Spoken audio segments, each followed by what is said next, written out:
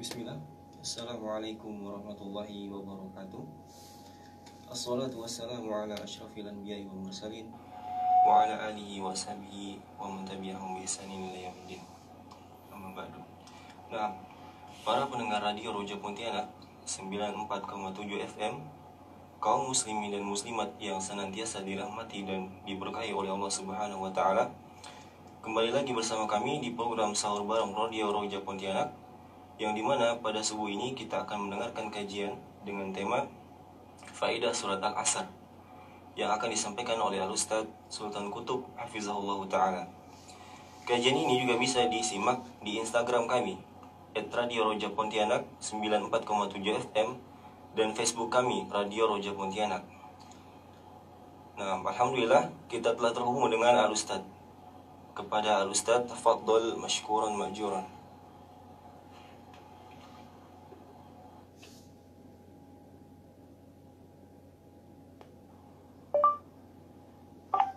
Sekarang pukul 3 lewat.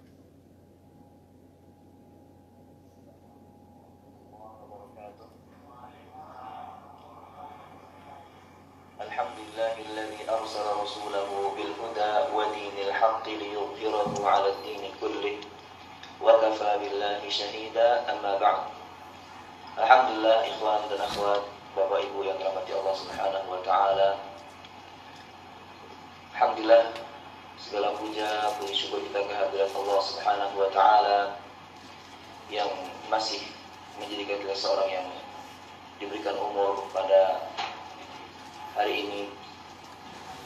Kita bersyukur kepada Allah Subhanahu wa taala, terus bersyukur sehingga terus menerusnya kita bersyukur kepada Allah, Allah akan jaga nikmat tersebut. Dan dengan na'udzubillah kufur nikmat, maka Allah Subhanahu wa taala akan menghilangkan nikmat tersebut. Pepatah mengatakan fa inna dzunuba tuzilun ni'am. Idza kunta fi ni'matin far'aha fa inna adz-dzunuba tuzilun ni'am. Jika kamu berada dalam kenikmatan, maka jagalah kenikmatan tersebut. Sesungguhnya yang namanya dosa itu menghilangkan kenikmatan. Nabi Adam diusir dari surga karena satu kesalahan.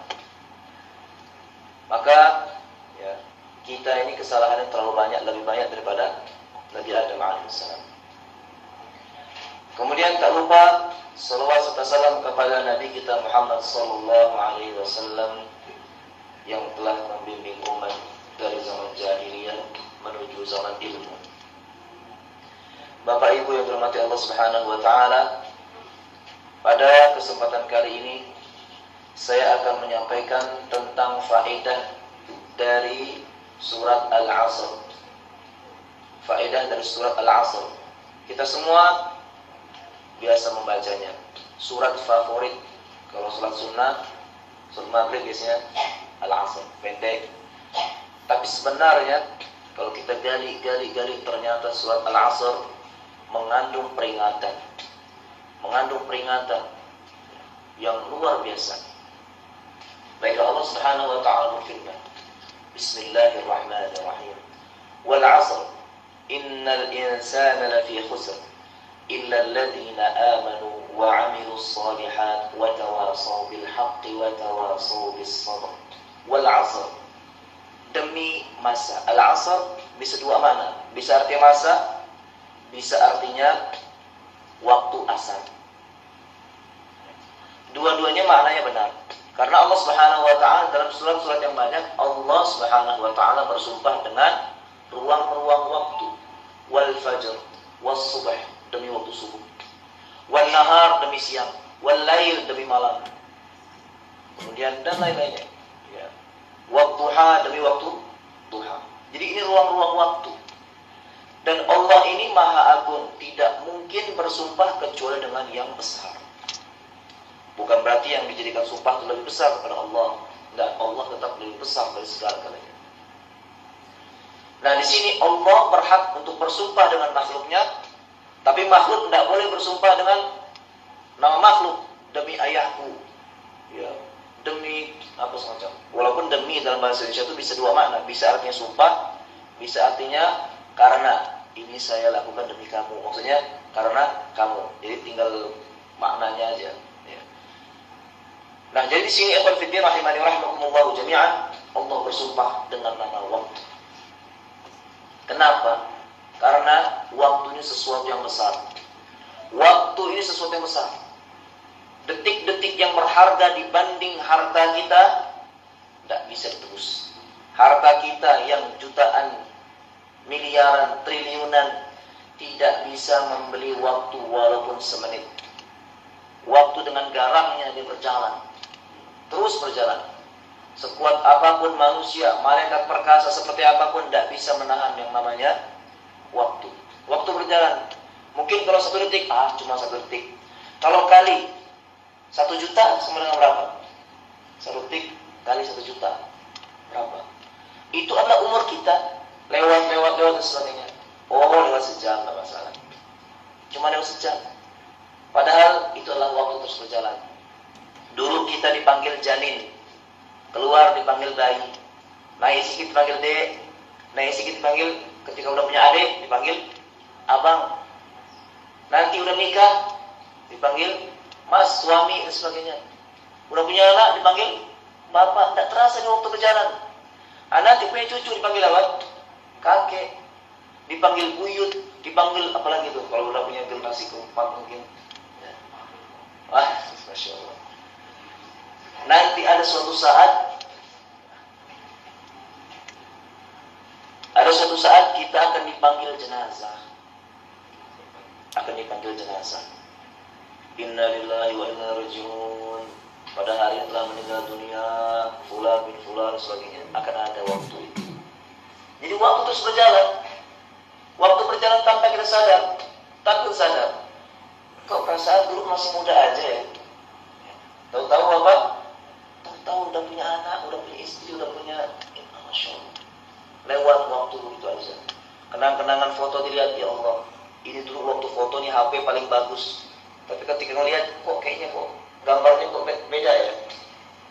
Waktu, itulah waktu, subhanallah. Ya. Itulah waktu, lewat begitu aja. Nanti sudah di alam barzakh yang menemani kita hanyalah amalan. Istri kita tidak mau menemani kita di kuburan. Tentara kita, pengawal kita, tidak ada yang mau menemani kita. Harta-harta kita sudah diambil ahli waris. Yang bermanfaat adalah amalan. Makanya wal 'asr, demi masa. Jadi Allah bersumpah dengan ruang-ruang waktu, karena waktu ini banyak dilalaikan. Orang kadang di depan rumah sejam, 2 jam, 3 jam, terus di depan rumah tidak ngapa-ngapain. Tidak megang Quran, tidak beristighfar, tidak berzikir, tidak ada apa. Cuma lewat setiap hari begitu. Setiap hari begitu saja. Ada sebagian tak sholat sama sekali. Ya. Maka subhanallah, sebagian kita, tidak semuanya. Sebagian kita hidup seperti orang mati. Padahal orang yang mati berharap untuk hidup. Yang solehnya, yang tolehnya, kata orang. Baik yang soleh maupun yang toleh di alam barzakh itu, mereka pengen balik lagi. Yang soleh melihat kenikmatan yang begitu indahnya, ya, dia ya Allah, cobalah dulu lebih semangat dalam beribadah. Yang disiksa, ya lebih dahsyat lagi. Ya Rabb, berikan hamba waktu, aku ingin beramal soleh, ingin bersedekah, ingin macam-macam lah. Semuanya menyesal. Yang masuk surga, yang masuk neraka, semuanya menyesal. Yang masuk surga nanti ketika dikasih tingkat sekian, kalau aku beramal lebih dahsyat lagi, aku akan naik ke tingkat yang lebih tinggi lagi, lebih indah surganya. Ya tapi sudah lewat, mau beramal di sini, di dunia. Wal 'asr. Kemudian innal insana lafi khusr. Inna dalam bahasa Arab itu untuk penegasan. Sesungguhnya manusia, lafi, lam dalam ayat ini artinya sungguh juga.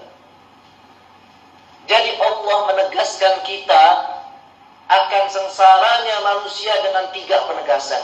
Pertama dengan sumpah dari demi masa. Pertama, orang tegas demi masa. Kalau ada orang ditanya, kamu pelakunya bukan? Bukan Pak. Yang benar, demi Allah bukan. Dia ingin apa? Menegaskan apa? Menegaskan bahwasanya pelakunya bukan apa? Bukan dia. Dengan cara apa? Bersumpah. Allah bersumpah tujuannya apa? Pertama tadi menerangkan bahwasanya yang dijadikan sumpah itu besar. Kemudian ingin menegaskan suatu perkataan. Jadi Allah tegaskan dengan 3 penegasan. Pertama wal 'asr, itu sumpah. Kedua inna. Kemudian lafi, lam dalam huruf dalam ayat tersebut. Jadi 3 penegasan. Tuhan semesta alam yang maha benar bersumpah dengan 3, menegaskan dengan 3 penegasan. La fi khusr, sungguh dalam kesengsaraan. Jadi manusia ini pada asalnya dalam keadaan kesengsaraan. Korban-korban iblis. Korban-korban iblis. Ketika iblis sombong di hadapan Allah Subhanahu wa taala, semakin durhaka kepada Allah Subhanahu wa taala, iblis mengatakan, sungguh demi keperkasaanmu, demi kemuliaanmu ya Rabb, aku akan sesatkan mereka dari jalan yang lurus.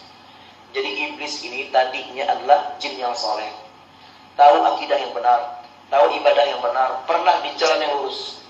Kemudian ketika disuruh sujud, tidak mau. Kemudian sombong, akhirnya berubah. Kemudian dikutuk Allah Subhanahu wa taala. Jadi iblis itu mal'un, terkutuk. Sudah. Dia pernah hidup sebelum Nabi Adam ratusan tahun sudah. Jadi pengalamannya banyak. Dari zaman Nabi Adam sampai sekarang berapa umurnya? Allah a'lam bishawab. Jadi kaum Nabi Nuh ditenggelamkan, korban iblis. Kaum Nabi Lut dihancurkan, korban iblis.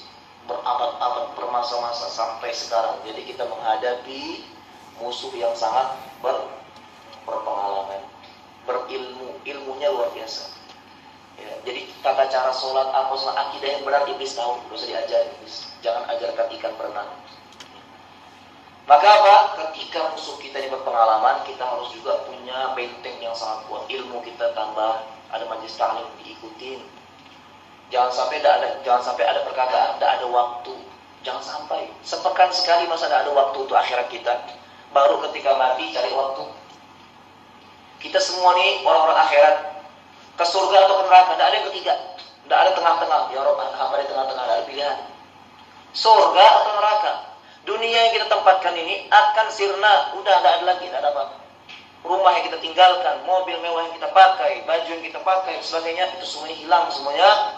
Nanti di padang mahsyar tidak pakai baju, tidak bawa harta, cuman amalan aja yang betul-betul didambakan di ketika itu. Nah, nanti amalan tersebut membawa dia ke surga atau ke neraka. Dia tidak manfaat lagi yang ada di dunia ini. Sudah hancur semuanya.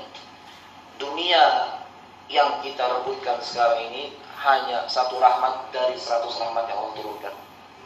Rasulullah bersabda, Inna lillahi mi'atu rahmat. Sesungguhnya Allah itu punya 100 kasih sayang rahmat.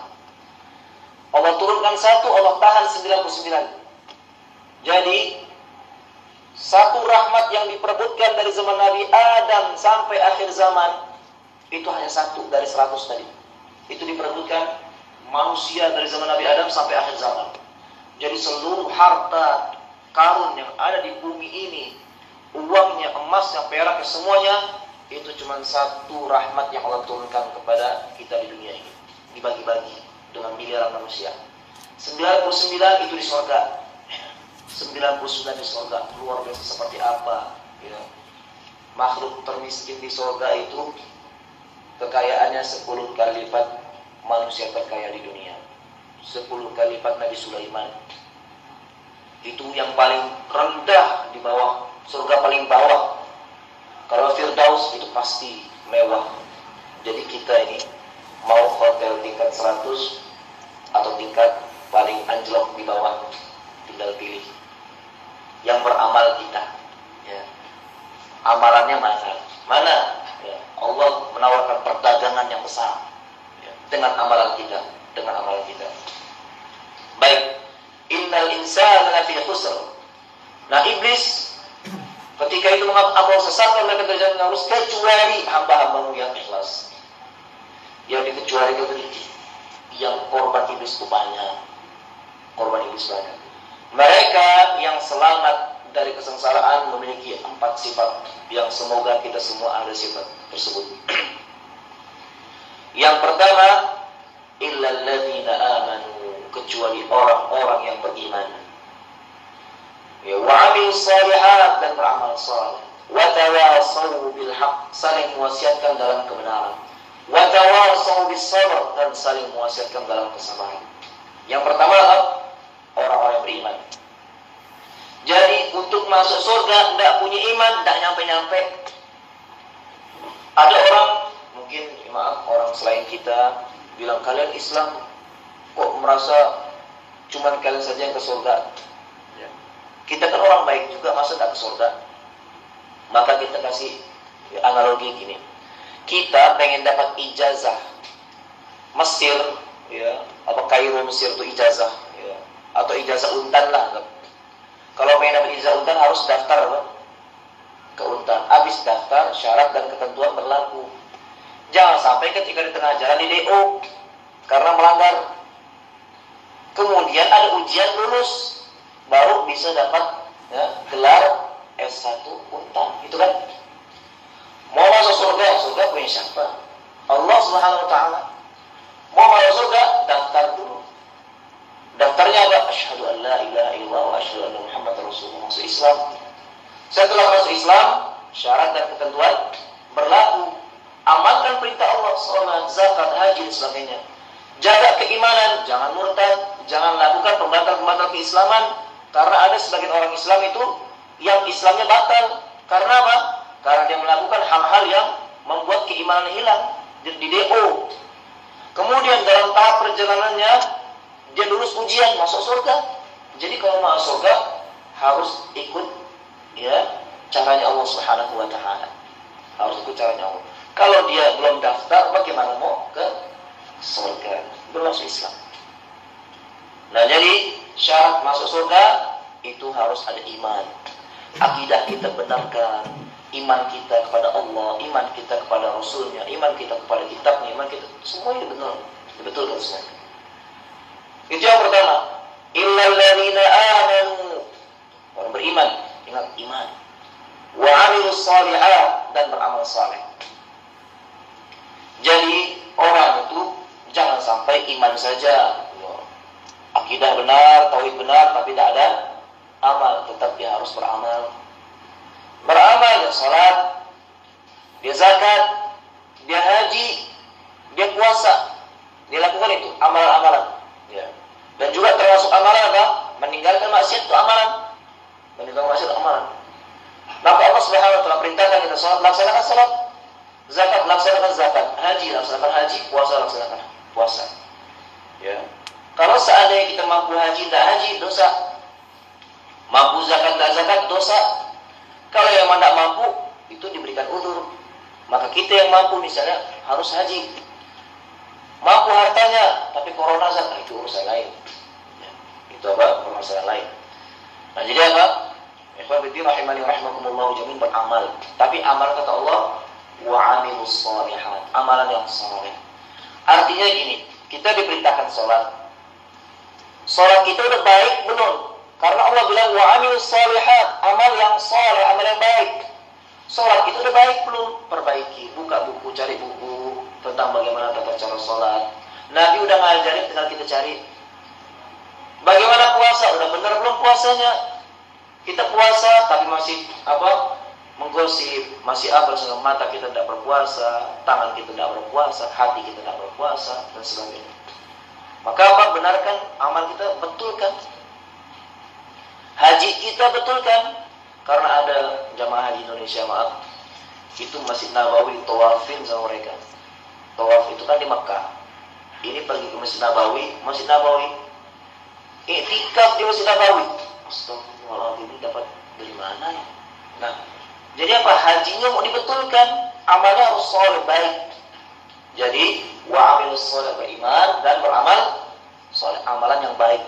Karena amal itu ada amal soleh, ada amal saleh. Ya. Jadi amal soleh yang diinginkan Allah, yang diinginkan Rasulullah, yang diinginkan Allah dan yang dicontohkan Rasulullah SAW. Itu amal soleh. Jangan sampai kita mendekatkan diri kepada Allah dengan sesuatu yang tidak Allah cintai. Ya.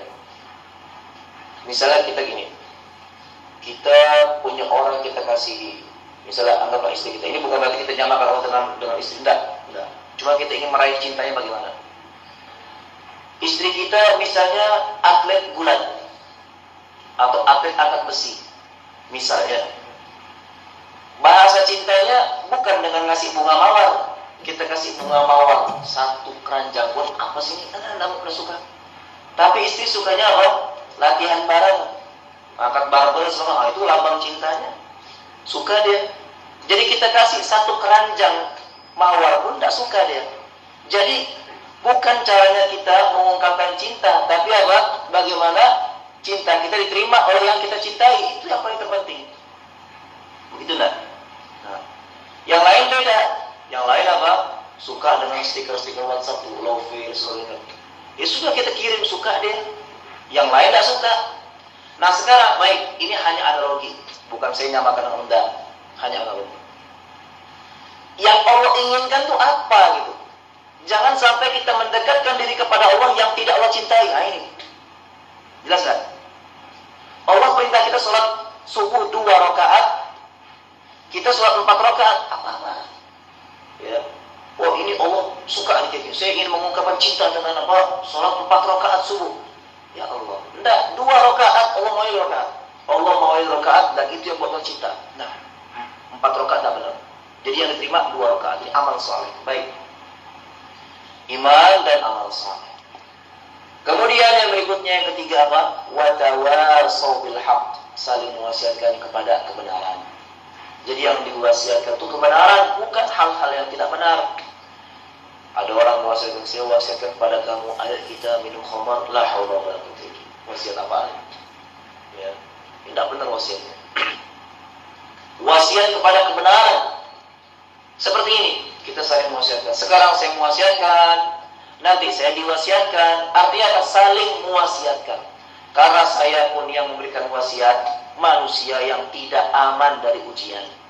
Bagaimanapun manusia masih hidup, dia masih diuji di dunia. Kalau udah mati, bukan ujian dunia, ujian akhirat. Ya, namanya udah mati. Nah, ketika masih hidup tidak aman dari fitnah dunia, ujian dunia tidak aman.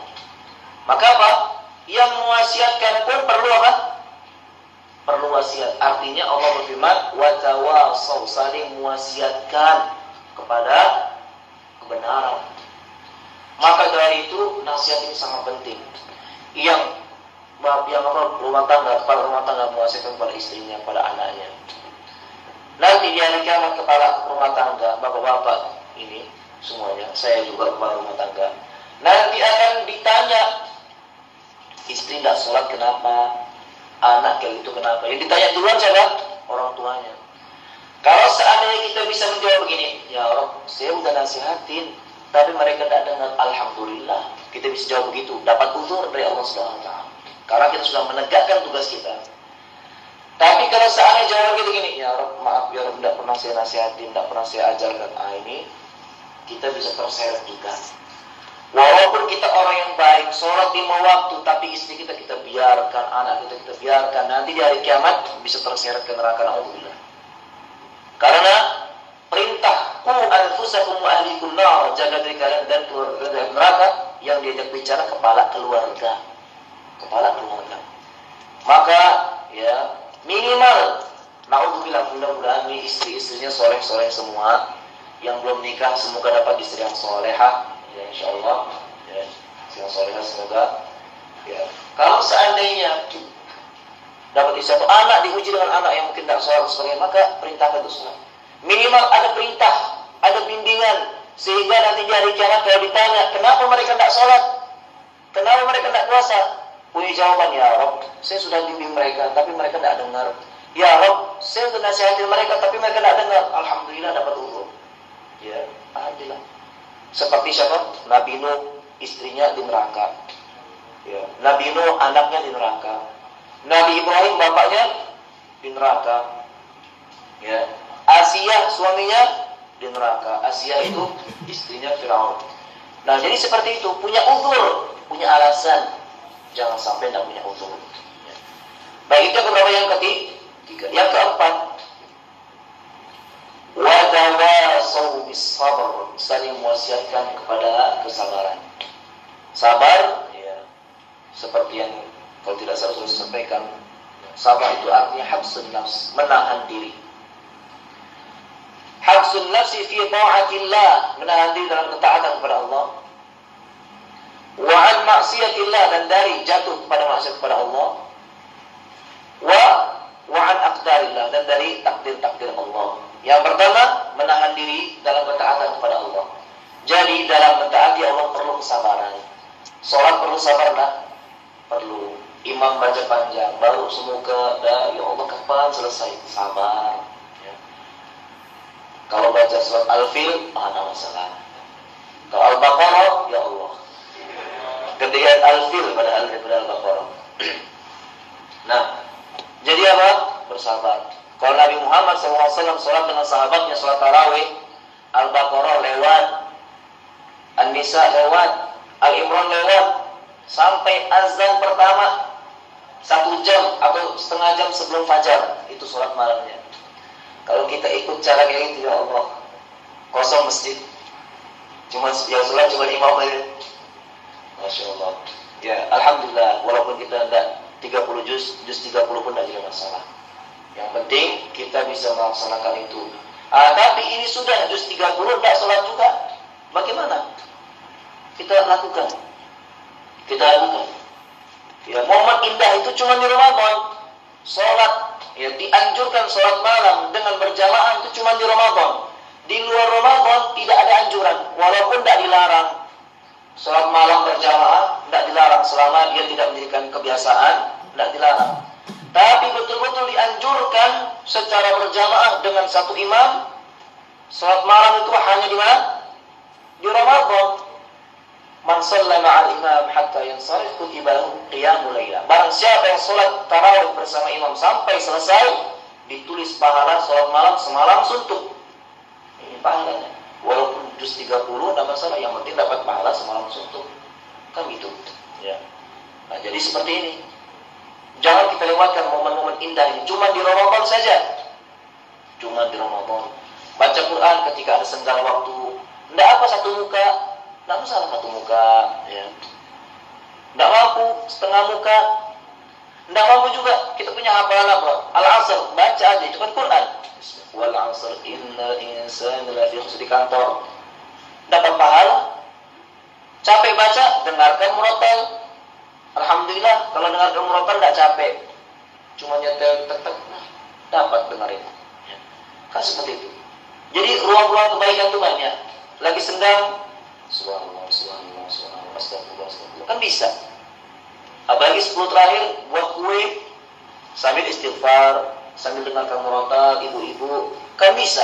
Kan tidak bayar dengerin kayak gitu. Istighfar kan tidak bayar, tapi pahalanya besar. Kadang ruang-ruang kebaikan kita lalaikan. Jadi jangan lewatkan masa-masa itu. Jangan lewatkan masa-masa indah di bulan Ramadan ini. Manfaatkan sebaik mungkin. Ya, kalau sudah meninggal, maka harapan terbesar pengen ketemu dengan bulan Ramadan. Orang yang mati sekarang, yang sudah mati di kuburan sekarang, mereka berandai-andai, ya Allah, jumlah aku di bulan Ramadan seperti mereka. Ya, kita di bulan Ramadan harus bisa manfaatkan waktu itu. Baik, itu pertama. Ya, jadi apa? Kesabaran dan sabar dalam ketaatan. Sabar dalam ketaatan. Jadi ketika sholat perlu sabar, ketika zakat perlu sabar. Karena asal sifat manusia itu apa? Pelit. Idza massahul khairu manu'a, manusia kalau dapat harta itu pelit. Maka ketika infak 10.000, ya Allah, bismillah. Itu seperti ngangkat beban 5 ton. Ya Allah.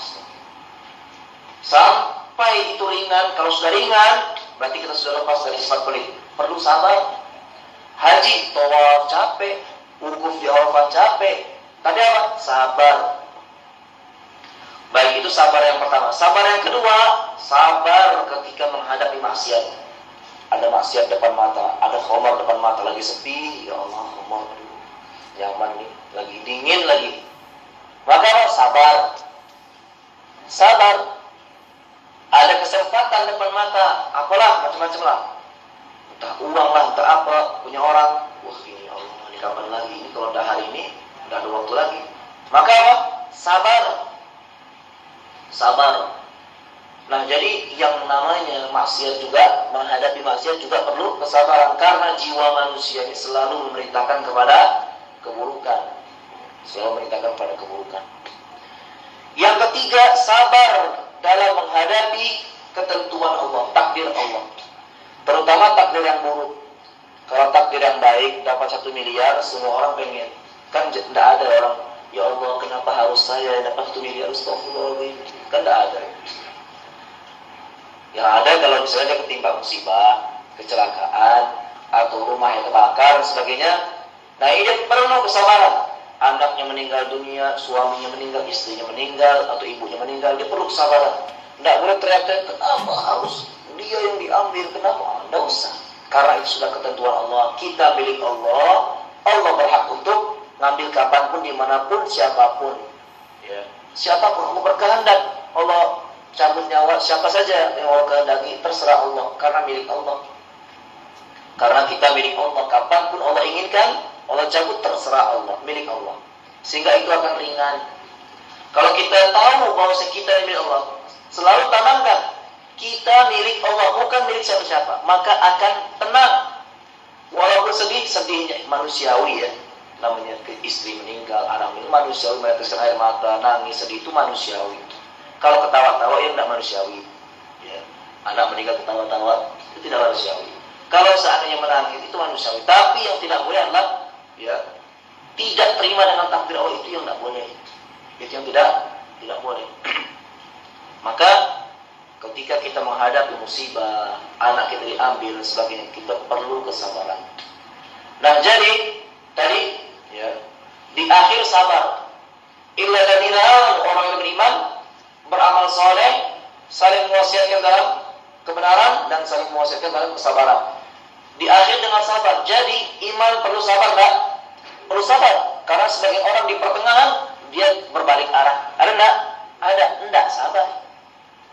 Ada orang beramal soleh, enggak sabar. Maka amal soleh pun perlu kesabaran. Berdakwah, saling mewasiatkan dalam kebaikan. Saling mewasiatkan dalam kebaikan. Berdakwah di jalan Allah, itu juga perlu kesabaran. Di antara sebab suksesnya dakwah Nabi SAW adalah karena sebab sabar. 23 tahun Rasulullah berdakwah. Kita berapa tahun lah? Nabi Nuh 950 tahun. 950 tahun bersabar. Nabi Ibrahim luar biasa masanya. Itu mereka adalah orang yang sangat sabar. Jadi dakwah Nabi Muhammad SAW sukses dengan sebab kesabaran. Jadi ketika di awal-awal periode Mekah, Nabi dengan sahabat yang disiksa, sahabat yang ditusuk dengan besi panas, dicambuk, macam-macam, setengah mati sudah. Ada yang mati juga. Kemudian ada satu sahabat Nabi SAW namanya ya, Khabbab bin Arad. Datang kepada wahai Rasulullah, kapan pertolongan Allah? Sampai kapan kita disiksa begini? Maka Rasulullah SAW akan tiba, Allah akan tolong kita semua. Akan tapi kalianlah umat-umat yang tergesa-gesa, kata Rasulullah. Jadi di waktu itu mereka disiksa dan sebagainya. 23 tahun ke depannya barulah Allah menangkan Islam. Lihat. Jadi apa? Masanya panjang, dakwahnya panjang, 23 tahun.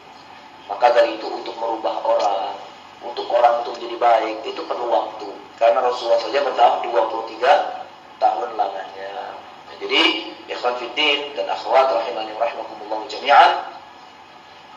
Kalau seandainya kita memiliki 4 sifat ini, iman, amal soleh, saling menguasakan dalam kebaikan, saling menguasakan dalam kesabaran, maka dia akan keluar dari kesengsaraan. Yang lain masuk neraka, dia masuk dalam surga insyaallah. Kemudian sedikit lagi di akhirat nanti, Allah Subhanahu wa taala manggil Nabi Adam, "Ya Adam, wahai Adam." Kemudian Nabi Adam pun menyambut, "Labbaik wa sa'daik," aku menyambut panggilanmu ya Allah. "Akhrij ba'tsan nar," keluarkan utusan ke neraka. Nabi Adam pun bingung, maksudnya apa ya Allah? Keluarkan setiap 1000-nya 999 orang ke neraka. Jadi manusia ini kalau ada 1 juta yang di surga berapa? Setiap 1000-nya 1 orang. Kalau 1 juta kali 10 orang saja. 1 juta cuma 10 ya? Atau 100? 100. Kalau 1 juta 100 yang di surga. Kalau 10.000 10 yang di surga. 5 juta 500 yang di surga. Jadi korban-korban iblis yang masuk ke dalam neraka lebih banyak daripada yang masuk ke dalam surga. Padahal rahmat Allah itu luas, ampunan Allah itu banyak, puasanya ampunan, sholat malamnya ampunan, sedekahnya ampunan, sholat 5 waktu ampunan, ya, tobatnya itu menghapus yang lalu. Nanti di hari kiamat ada syafaat, Di neraka pun ada remisi, syafaat. Di surga nanti tingkat sekian dinaikkan ke tingkat sekian dan sebagainya. Rahmat Allah luas. Tapi subhanallah masih saja orang masuk dalam neraka. Maka itu menunjukkan bahwa amalan terlalu parah sehingga masuk dalam neraka. Terlalu parah sehingga masuk neraka. Orang kalau bermaksiat satu besar gunung ditulis 1. Orang kalau berbuat baik sebesar gunung dikali 10. Istilahnya kalau dia beramal dosa seperti gunung, pahala seperti gunung, maka apa? 1 pahalanya untuk menembus yang 1 ini tinggal berapa? Masih tinggal 9. Istilahnya kalau bahasa dagang song 9. Ya istilahnya untung 9. Tapi ini kok apa? Ini kok masih masuk neraka? Itu menunjukkan bahwasanya dosa dia terlampau apa? Terlampau banyak. Amalan solehnya udah tidak bisa nutup lagi.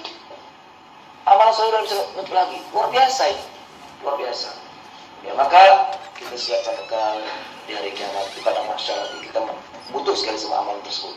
Maka kita hendaklah memperbanyak amalan soleh sehingga bermanfaat dunia dan di akhirat. Wallahu a'lam.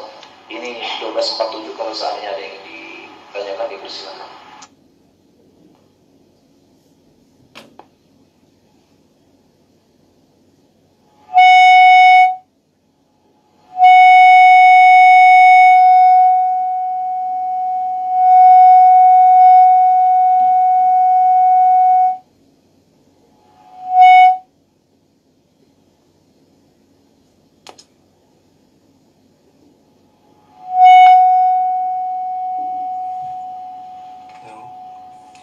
Barakallahu fikum wa jazakumullah khairan.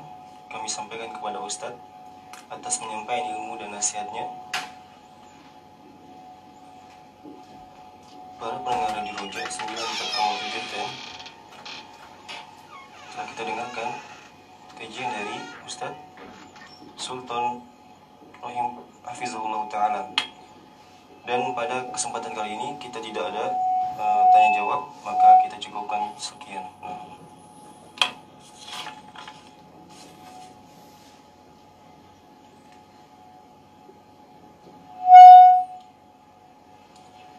Alhamdulillah telah kita dengarkan bersama kajian bersama Ustadz Sultan Kutub Hafizahullah Ta'ala dengan tema Faedah Surat Al-Asr. Para pendengar radio Roja Pontianak 94,7 FM, insyaallah untuk jadwal besok kita akan ditemani oleh Ustadz Khairul Umam Hafizahullah Ta'ala dengan tema tingkatan orang yang berpuasa. Para pendengar radio Roja Pontianak 9,7 FM, baiklah untuk acara selanjutnya mari kita dengarkan bersama-sama Murattal Al-Qur'anul Karim. Barakallahu fikum. Wassalamualaikum warahmatullahi wabarakatuh.